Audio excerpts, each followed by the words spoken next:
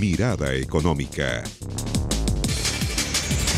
Hola, hola, ¿qué tal? Bienvenidos a Mirada Económica. Una semana que hemos tenido harto en materia económica. Desempleo de la Universidad de Chile. Un tema, álgido, que ha sido principal preocupación en materia económica en nuestro país durante el último tiempo. Las cifras de desempleo, esta vez lo decíamos de la Universidad de Chile. La decisión del Banco Central de subir la tasa de interés después de prácticamente un año y medio que no se había movido, se había mantenido en 2,5%. Hartas cifras de la economía, pero antes de entrar de lleno en la discusión económica, les quiero presentar un tema que es bien, no sé si contradictorio, sorprendente.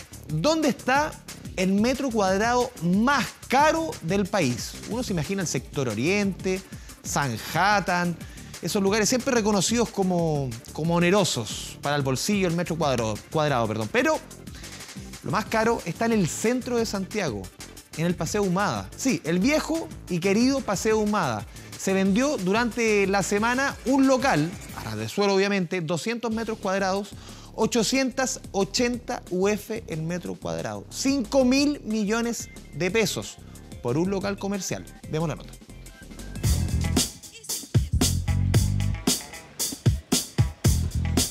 Ubicado en el corazón de Santiago, el Paseo Ahumada es una de las calles más importantes de la capital. Cerca de 2 millones de personas transitan a diario, pero pocos saben que por donde caminan es el suelo más caro de Chile.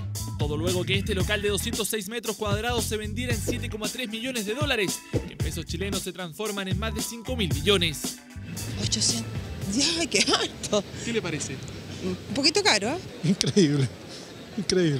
Oh, bastante. ¿Qué le parece? Exageradamente. Ni en Estados Unidos ni en Europa yo creo que esos valores tienen esos valores, ¿no? Mucha plata, demasiado caro. Sorprende en realidad que en este sector sean más caros. Esto es un metro cuadrado y en el Paseo Ahumada de Santiago Centro tiene un valor de 880 UF, algo así como 24 millones de pesos. Independiente si puede estar más o menos valorado el centro de Santiago, circula mucha gente y eso hace la diferencia. Es muy codiciado porque me asegura un público flotante que me garantiza venta. Una suma de dinero sideral que destrona el récord de este otro local también en Ahumada, que hoy es un pre-unique. En 2017 se vendió en 475 UFs por metro cuadrado, casi 13 millones de pesos. Altos valores que ilusionan a Antonio Orellana, que trabaja lustrando zapatos a solo metros de ambos locales. Ya sueña con vender su lustrín. Me gustaría venderlo, sería millonario. ¿Ah? Para esa cantidad, imagínate cuánto cobró él y cuánto lo puedo venderlo yo, por decirlo. ¿En una de esas? Claro, puede ser el lustrín más caro del mundo. ¿Ah? Pero nada de esto sorprende a los expertos. Santiago Centro en el último trimestre supera al sector Oriente en los valores por metro cuadrado, ya sea para vivir o un local comercial. Cada vez se privilegia más la conectividad, el tener servicios cercanos, etc. Y eso ha hecho que la comuna, en particular el sector centro, no solamente hoy se asocie con sectores comerciales, sino que también cada vez como un lugar con buena calidad de vida y con una alta demanda por vivir en esos sectores. Un récord que tiene a este local con el metro cuadrado más caro de Chile, a la espera del próximo que se ponga a la venta y supere cualquier expectativa en la calle más transitada de Santiago. Ya, eso con el Paseo Ahumada. Entramos ahora a discutir el tema central de esta mirada económica, la coyuntura en nuestro país. Por ejemplo, la decisión la semana pasada del Banco Central de subir la tasa de interés. No ocurría esto, que no la subía hace 3 años, no la movía hace prácticamente un año y medio. Vamos a entrar en detalle con Rodrigo Aravena, economista jefe del Banco de Chile. ¿Cómo te va, Rodrigo? Hola, ¿qué tal? Muchas gracias por la invitación. Lo habíamos dicho en la presentación, esta decisión del Banco Central, Rodrigo, ¿cómo la lees tú? Algunos economistas han dicho, está siendo demasiado optimista quizás el Banco Central con una economía que quizás ese crecimiento no es lo suficientemente robusto para explicar o para justificar un alza de la tasa de interés. ¿Cómo lo ves tú? Mira, creo que tenemos que partir entendiendo un poco el contexto de esto para poder justificar de alguna manera lo que hizo el Banco Central. Te voy a hacer una pregunta antes de contestar. Si yo te dijera, por ejemplo, una tasa de interés de 0, de 1%, ¿a uno le suena que es una tasa baja? Si yo dijera una tasa de interés, por ejemplo, de un 8%, eso suena que es una tasa alta. Por lo tanto, entre medio tiene que haber algo que llamamos los economistas una tasa neutral. Vale decir que es una tasa relativamente normal, que no genera ni mucha ni poca inflación, que es una tasa que más o menos deberá tener la economía bajo condiciones normales. ¿Por qué menciono todo esto? Porque la tasa de interés que tiene Chile hoy es una tasa todavía baja. Hay que partir de ese punto. ¿Ya? El Banco Central fue bajando en años anteriores la tasa de interés a 2,5%, que es este valor que estuvo durante bastante tiempo, pero es una tasa que la llevó a 2,5% cuando teníamos inflación en 2%, cuando la economía crecía apenas un 1,5%, pero ese no es el escenario que tenemos hoy. Objetivamente, la economía chilena ya agarró vuelo. Objetivamente, la economía chilena le ha ido bastante bien este año. Probablemente vamos a seguir con un crecimiento mayor hacia adelante y hoy tenemos un crecimiento esperado para este año en torno al 4%, con una inflación que ya llegó al 3%. Por lo tanto, la pregunta bien de fondo que tenemos acá es, ¿Chile todavía necesita una tasa de interés de 2,5% como la tenía el año pasado? La respuesta es no. Hoy necesitamos una tasa de interés que vaya subiendo. ¿Por qué? Pues si el Banco Central no sube la tasa de interés, puede aumentar muy rápido la inflación y ese es el principal objetivo del Banco Central. O sea, no es necesario hoy día seguir con este impulso monetario. Así es. que La tasa, traíamos hace un buen rato. Mirando de aquí a un año, la tasa tiene que seguir subiendo. ¿Diciembre, aquí, por ejemplo? Es altamente probable. Ya, o sea, la pregunta es diciembre o enero, pero no va a pasar mucho tiempo más. Ahora, la pregunta es, ¿cómo se conduce este proceso? Porque lo que hay que evitar es que hayan sorpresas en el mercado, hay que evitar generar volatilidad a través de esto y es por eso que el Banco Central va preparando el camino. Ya dijo en el IPOM de septiembre, vamos a subir la tasa de interés pronto. Dijo también en la reunión anterior, Chile necesita ir subiendo la tasa de interés. Por lo tanto, la decisión que tomó en octubre, subir la tasa a 25 puntos, no es una sorpresa para el mercado. Podemos discutir si la tasa tenía que subir en octubre, si tenía que subir en diciembre, pero la dirección estaba clara. Va a seguir subiendo, pero poco. Creo que también hay que poner eso en contexto. El ciclo anterior de alza de tasa lo tuvimos por ahí, por el año 2009, por el año 2010, donde la tasa subió de 0,5 hasta más de 4%. Este no es el caso. ¿De qué estamos hablando hoy día? La tasa hoy está en 2,75 y el Central dio todas las luces de que de aquí al 2020 la tasa probablemente se va a ubicar en cerca de 4%. Vale decir, va a subir alrededor de unas 4 o 5 veces de aquí a un año y medio más. Así es que tiene espacio para ir subiendo la tasa lento, gradual, porque Chile hoy día no tiene una inflación muy alta, no tenemos un ciclo económico tampoco que tenga un boom de crecimiento ni de consumo, por lo tanto, debiera esperar alzas graduales, no va a subir mucho más allá la tasa de interés, pero que hay que subirla, sí hay que subirla. Te hago dos preguntas en una. Claro. De acuerdo a lo que tú dices, uno podría pensar que el mercado relativamente estos movimientos los va teniendo internalizados. El de octubre y el de diciembre quizás los tiene internalizados. Lo que venga después es un panorama que muchos coinciden contigo, o no tanto. Mira. Pero te hago voy a la siguiente pregunta, es, si es que el mercado lo tiene internalizado, ¿qué efecto puede tener para el chileno común y corriente, por ejemplo, en créditos hipotecarios? ¿Va a cambiar el escenario hoy día, por ejemplo, de hipotecarios que estamos en un nivel históricamente bajo? Hay varias preguntas ahí. Sí. Primero, ¿qué está esperando el mercado hoy en promedio? El mercado está esperando que de aquí a un año más la tasa esté más o menos en 3,5%. Hoy tenemos una tasa en 2,75, el mercado espera en un año más 3,5. ¿Dónde están las diferencias? En el timing. ¿De cuándo el Banco Central va a ir subiendo? Algunos creen que puede ser en diciembre, otros por ahí creen que puede ser un poco más lento. Yo creo que hay alguna probabilidad de que la pueda subir en diciembre, pero no podemos desconocer que hay mucho ruido internacional, que hay bastante incertidumbre en el resto del mundo. En Chile hay algunos temas del mercado laboral que hay que mirarlos con harto detalle. Que es más, creo que en el mercado laboral están las principales interrogantes, la principal fuente de incertidumbre, probablemente, de qué tan fuerte está la economía en Chile. Entonces, mes a mes, el Banco Central tiene que ir viendo cuándo es el mejor momento, pero básicamente de aquí a, digamos, a un año más la tasa deberá estar en más o menos 3,5, que no es tanto más de lo de hoy. Ahora, ¿cómo va a afectar esto? Uno podría esperar algún aumento leve, quizás, de tasas de interés. Uno puede pensar en tasas de interés quizás un poco de plazos un poco más cortos. No sé, uno puede pensar en, no sé, tarjetas de crédito, no lo sé, que puedan tener alguna reacción. Ahora, para créditos más largos, uno habla de créditos, no sé, de 20 años, hipotecarios. Ahí son tasas de largo plazo y esa es otra historia. Hay que ver qué pasa en el resto del mundo, hay que ver qué pasa con expectativas de inflación de largo plazo. Pero eso es más estructural más que... Es un poco más estructural, pero creo que es importante entender que el contexto en el que estamos hoy es de un espacio para subir la tasa de interés de 1 punto. En ciclos anteriores, lo que se discutía eran aumentos de 300 puntos en un año. Por ejemplo, Estados Unidos partió en 0 y va a terminar en 3. Estados Unidos, en todo este ciclo de alza de tasa, subió la tasa en 3 puntos. O sea, va a subir 3 puntos. En Chile estamos hablando de un punto y medio, no más que eso. Por lo tanto, no estamos hablando de un gran aumento de tasa de interés de aquí hacia adelante. Preocupémonos más del crecimiento, preocupémonos más del empleo. Ahí es donde probablemente tenemos una fuente de mayor certidumbre. Quiero andar justamente en ese punto, tú lo mencionaste 2 veces, el tema del empleo en nuestro país. Quizás está siendo el gran punto negro hoy día de todos los números que se van entregando. El gobierno ha entregado varias explicaciones un poco en la medida que la economía, las expectativas van creciendo, más gente se va sumando a la fuerza laboral, más gente sale a buscar empleo, pero quizás la economía no está generando la misma cantidad de empleos que las expectativas lo están generando. ¿Tú coincides con ese diagnóstico? Porque es un poco, por decir, autocomplaciente. Quizás mi diagnóstico es un poco distinto en el sentido que creo que realmente hay cosas que no sabemos, ¿ya? Hay cosas que no sabemos porque no podemos descartar que tengamos algún cambio estructural, algo nuevo en el mercado laboral, que se une a una tendencia que hemos visto en otros países en el mundo, que es que el cambio tecnológico esté generando una demanda por empleos, una demanda por trabajo que sea un poco más lenta de lo que habíamos visto en ciclos anteriores. Nosotros vemos, por ejemplo, en varias partes del mundo donde aumenta la inversión, donde la demanda por trabajo va aumentando más lento porque hay automatización de procesos, que uno lo ve en el sector industrial, lo ve en las frutas, lo ve también en la minería, etc. Entonces ahí... En el retail también...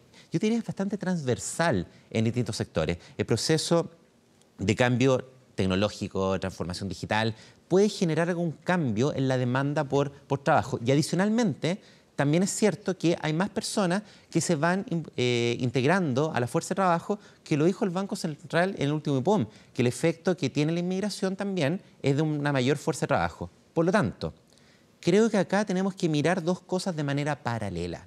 Una de ellas es la tasa de desempleo, que mide cuánta gente está sin trabajo, está desempleada, de un universo que se llama fuerza de trabajo. La tasa sube porque hay más gente también que se va integrando a la fuerza de trabajo. Pero el dato duro que hay que mirar es la creación de empleo. Y ahí lo que hemos visto es que el empleo asalariado en los últimos meses se ha estado recuperando, pero hay harto camino todavía por recorrer. En los últimos 4 años el empleo estuvo bastante débil. Lo que compensó ese debilitamiento del empleo asalariado fue el cuenta propia y el empleo fiscal también. Por lo tanto, en la medida que el gobierno vaya retirando el estímulo fiscal, que vaya acotando el crecimiento del gasto de gobierno y en la medida que el empleo por cuenta propia se vaya moderando, eso debiera ser compensado por mayor empleo, digamos, empleo formal, empleo asalariado. Pero hay un tremendo desafío ahí, porque el proceso de cambio tecnológico es algo que en el mundo está siendo discutido. Por lo tanto, creo que tenemos que ver bien qué ocurre con el mercado laboral, porque no sabemos si es que se está demorando en despegar o si realmente el tema va a ser más lento de lo que estamos esperando. O sea, dentro de ese análisis que haces tú, este 7,3% que estamos viendo hoy día, que muchos lo leen como un desempleo alto, más allá de pedirte una proyección, uno podría decir que el desempleo estructural de nuestra economía puede ubicarse más arriba. Es algo que no sabemos. Es algo que no sabemos. Lo que sí sabemos es que nos gustaría ver quizás un empleo más robusto, un empleo que esté creciendo con más fuerza, sobre todo en el componente empleo asalariado. Y eso es lo que se ha demorado en despegar. De hecho, cuando uno complementa este análisis con la evolución de los salarios, que probablemente esa es la principal interrogante que tenemos el día de hoy. Salarios reales, de acuerdo a lo que informa el INE, cayendo. Salarios nominales creciendo menos de 3%. Nosotros 4 años atrás, ¿qué veíamos? Salarios reales creciendo al 3, al 4%. Hoy tenemos un crecimiento muy bajo de salario, que eso al final del día no es una buena noticia para el consumo, no es una muy buena noticia en términos de crecimiento económico, y es por eso que creo que, de alguna manera, como tú has dicho más de alguna vez, es una noticia todavía en desarrollo. Creo que tenemos que ver qué ocurre con el mercado laboral. Vamos a ir a la primera pausa, Rodrigo, aquí en Mirada Económica. Vamos a seguir ahondando en el tema de los sueldos, sobre todo, que tú dejaste ahí, porque es un tema muy interesante. Antes de ir a la pausa, les voy a contar algo, una noticia positiva. Es un segmento de nuestra población que avanza como ninguno, los adultos mayores, un alza que no va acorde con su educación financiera, sobre todo cuando muchos se endeudan para solventar necesidades básicas. El CERNAC busca solucionar el problema con una campaña de educación financiera. Vamos con la nota y volvemos a Mirada Económica.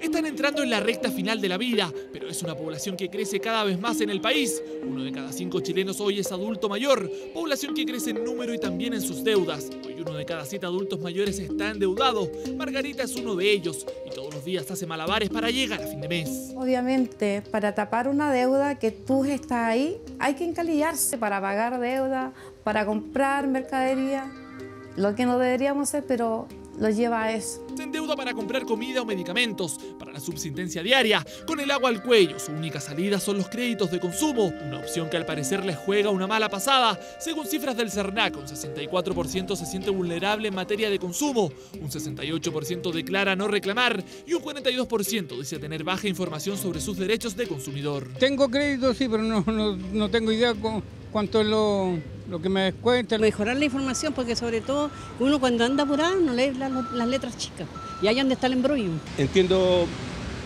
más o menos, ¿no? Complicado porque la letra es chica, que una pila de cosas y uno pues se entera que ya no es lo mismo que uno pidió, ya lo paga el doble. Para evitar este tipo de situaciones se lanzó una campaña de educación financiera que busca enseñar a los adultos mayores sus derechos y a tomar mejores decisiones de consumo. Uno aprende bastante con esto, a pesar que yo nunca me meto en ninguna cuenta, porque sé dónde me voy a meter. Si no junto mis pesitos primero, no. Se aprende mucho porque uno no sabía los pasos a seguir, pero ahora ya como se explicó ya es más fácil. Lo interesante fue todo la manera de presentar el proyecto. O sea, cómo uno tiene que aprender a cotizarlo. Excelente, porque cuando uno pide un crédito no tiene idea cómo hacerlo. Adultos Mejores es el nombre de la iniciativa y busca empoderar a ellos que han acumulado más experiencia para que sean los encargados de educar a la familia. Son consumidores de primera categoría que tienen derechos, que tienen que ejercerlos. Ellos son la conciencia de las familias y muchas veces lo que tienen que hacer con sus hijos y con sus nietos es explicarles todos estos derechos que tenemos como consumidores financieros. Una alternativa para frenar los números de endeudamiento en adultos mayores con un mejor acceso a la información de consumo para que al momento de tomar una decisión no afecte su bolsillo. Mirada Económica.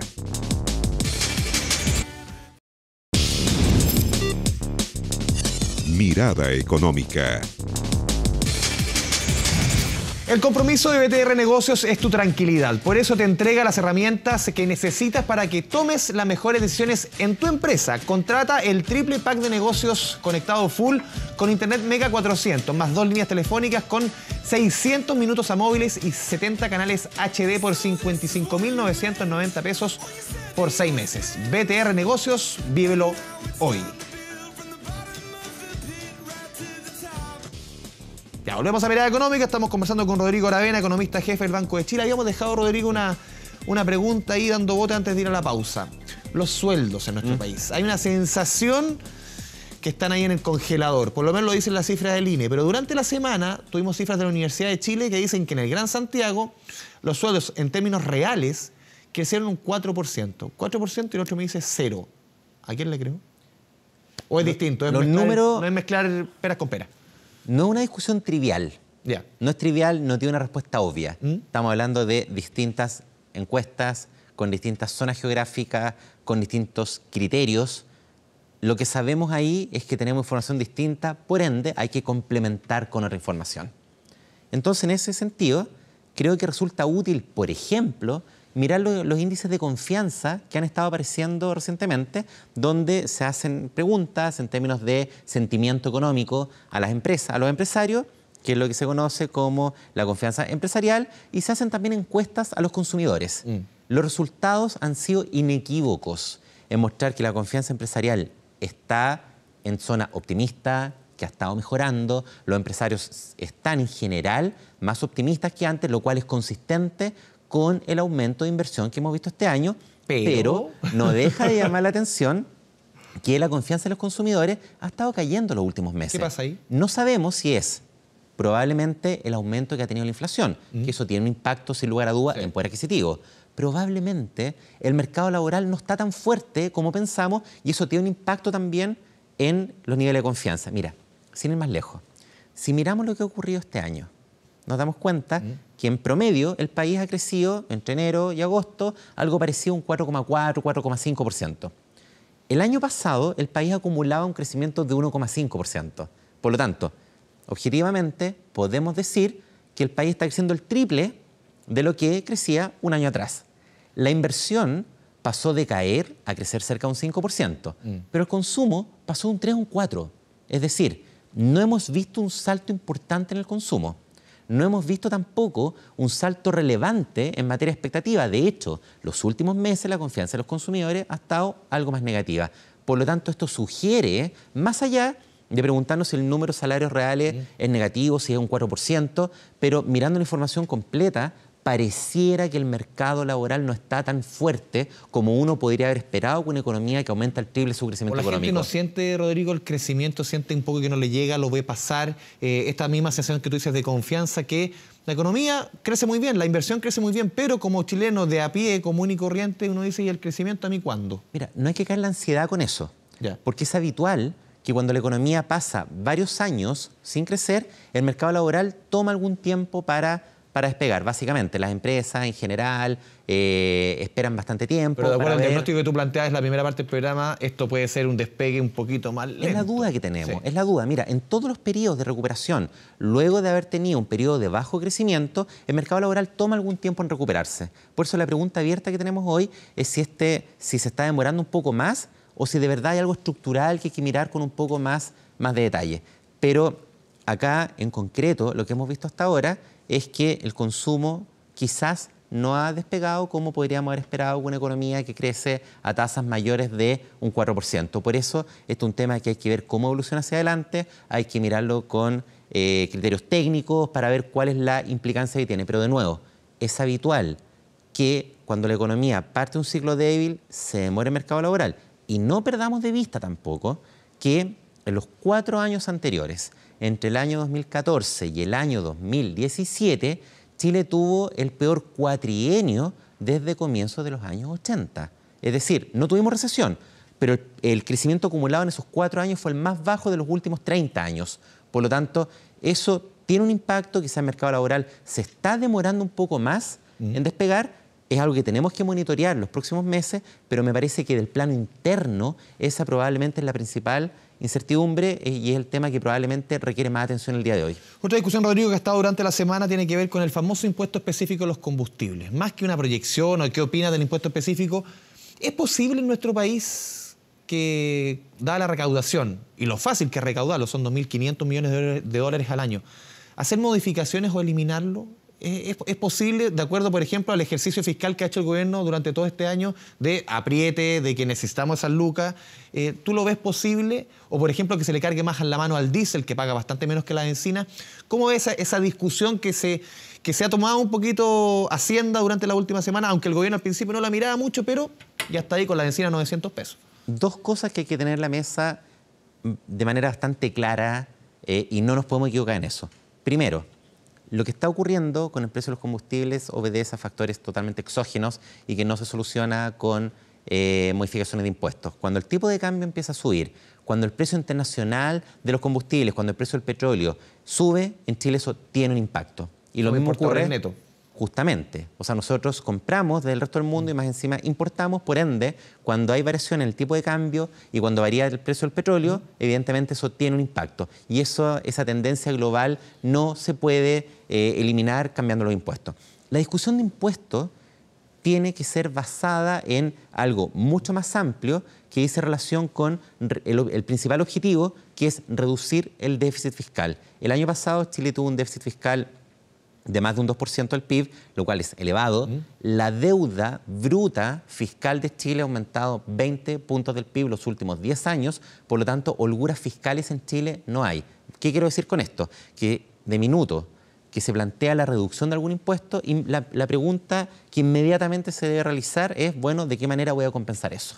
Por ende, es un tema que no es trivial, que hay que plantearlo siempre sin perder el objetivo, que es Chile no tiene holguras fiscales. Pero puede tener un efecto, por ejemplo, si uno le carga más la mano al diésel que a la benzina, en términos que el diésel en nuestra cadena productiva es bien importante. Tenemos el tema del transporte, las industrias. ¿Es sugerente cargarle más la mano al diésel o algo que tú dirías quizás para la economía puede tener un efecto que no es positivo? No es obvio que se pueda hacer, no resulta obvio. No resulta obvio porque cambios de este tipo, primero, tienen que ser compensados y por sobre todas las cosas cuidando el crecimiento económico. O sea, yo digo que acá le mala mano al diésel en el sentido que se recauden lo mismo, pero en el fondo recaude más por diésel, impuesto especial al diésel, que por benzina. Creo que se puede empezar a evaluar recién, una vez que uno pueda demostrar que eso no daña el crecimiento económico y que los efectos realmente se compensan. Chile no tiene holguras fiscales.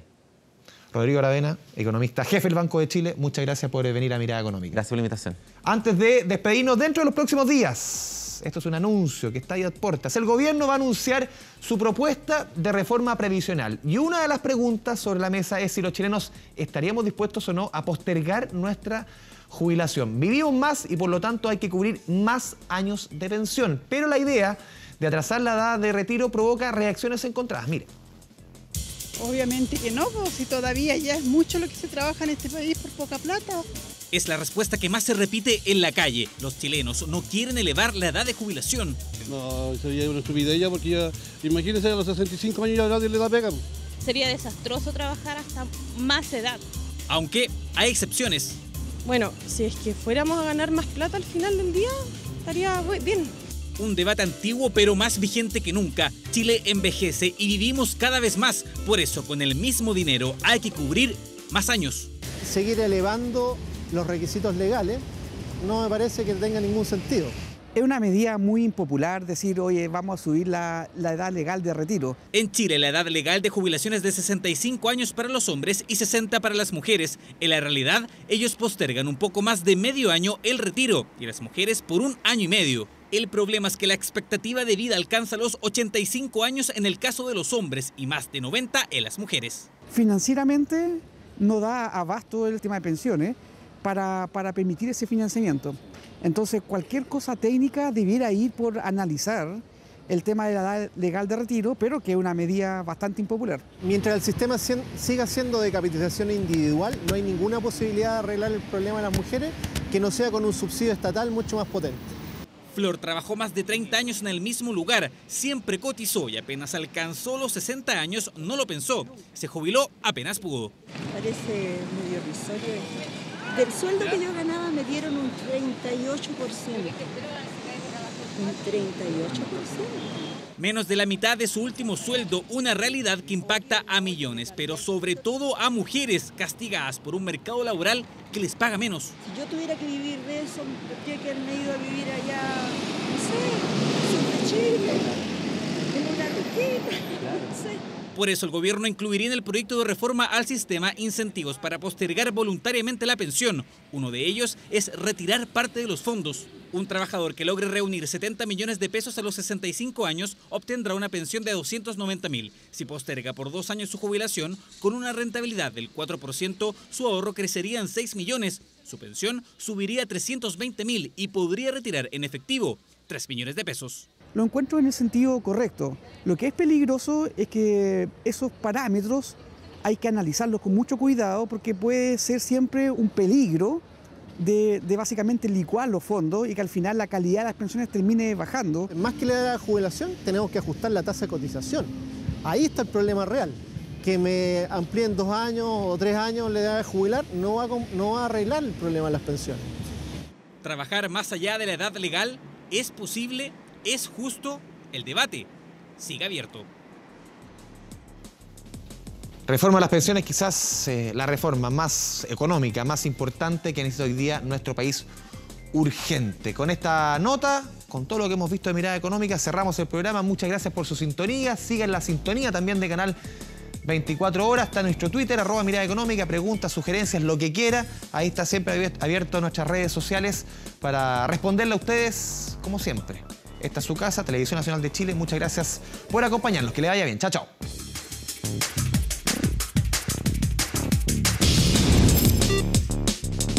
Mirada